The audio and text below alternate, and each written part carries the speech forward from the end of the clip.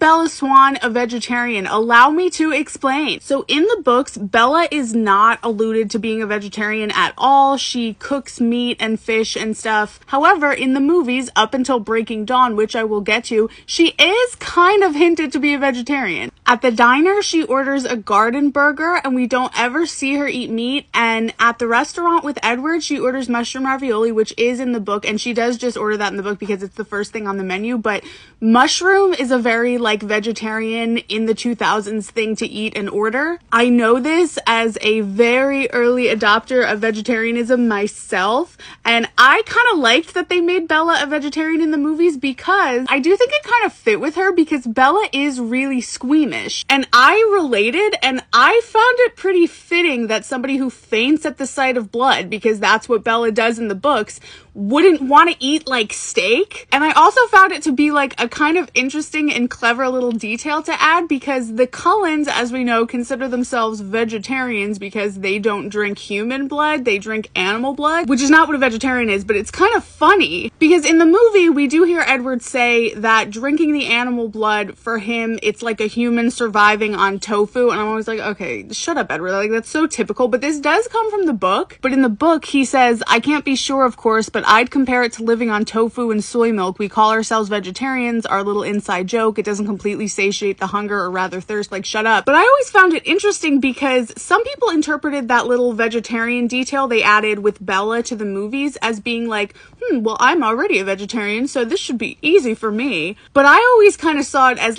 more evidence that squeamish Bella was not born to be a vampire, faints at the sight of blood and she was born to drain people and or mountain lions. Absolutely not. So I didn't have an issue with vegetarian Bella at all. I thought it actually kind of worked. But of course, in Breaking Dawn, they kind of ignored that detail to include that scene where she eats that nasty chicken and the PB&Co peanut butter flashbacks. But I guess if you still wanted to believe that this Bella was a vegetarian, her being pregnant with the demon baby who wanted to drink blood and stuff and caused her to crave blood would maybe lead her to eat some chicken, because that does happen with demon baby. So I do believe that Bella is a vegetarian, and I think Bella being a vegetarian actually does make sense thematically and just in general. But yeah, she also eats a ton of eggs while she's pregnant, which is interesting. But either way, I don't think we needed to see this nasty chicken scene.